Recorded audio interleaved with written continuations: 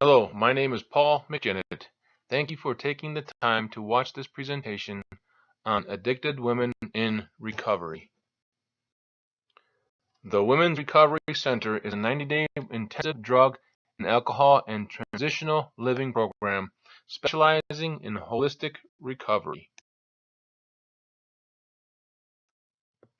The program recognizes chemical dependency as a medical disease and uses a comprehensive approach to address all the client's needs, which include physical, mental health, emotional health, spiritual growth, and social.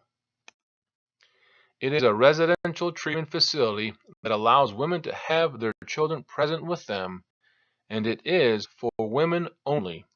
This is the only women addiction treatment program on the Western Slope.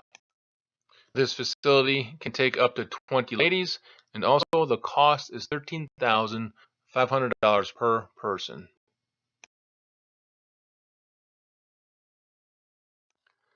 The best way to describe this group is with the word diverse. Using it as an acrostic, we see how diverse this group really is. There are different cultures represented in the group: white, Hispanics, African Americans. There's also, as we mentioned before, they are all individually female. Also represented in this group are ladies from various ages, from as young as 18 all the way up to the elderly. There's also a diverse representation of those ladies coming from different economic statuses. There are those who are dirt poor, there are the middle class, and those that are very wealthy. Also, there are represented here different religious preferences. They come from all different kinds of different faiths are represented here. Sexual orientation. There are several different kinds of sexual orientations represented in the group, such as bisexual, heterosexual, or lesbians. And then finally, there are those, for the majority of the ladies, they all have experienced some childhood trauma or even trauma as an adult. And so you see that this group is very diverse as they come together.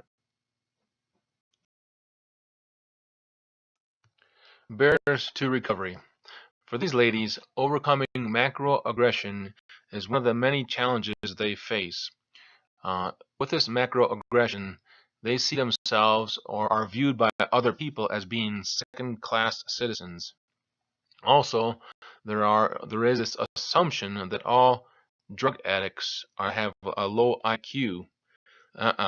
People think that anybody who is an addict must be a school dropout, ignorant, or has some or very little common sense. Another one of the macroaggression people place upon these ladies is that they assume that there's criminality assumptions of criminal status. For these ladies, once they are labeled as drug addicts, whenever they try to go for medical or to see medical providers, because of that drug addiction label, many of the providers see them as drug seekers. And even though they may be legitimately sick, they are denied services because they feel, or providers feel, that they're only looking for that next fix or that next high.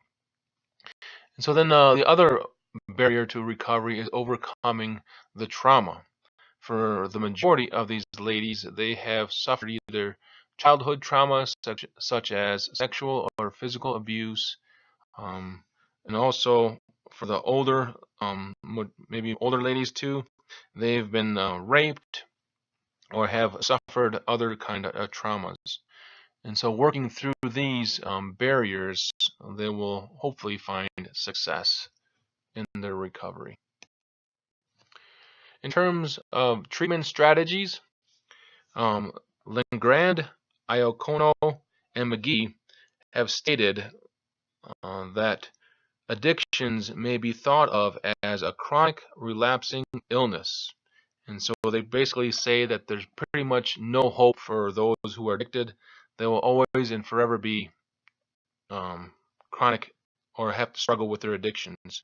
But I believe, as does George May, that through a trauma-informed environment, through group therapy, individual therapy, and family therapy, and by the grace of God, these women will experience success in their addictions and overcome those addictions through time.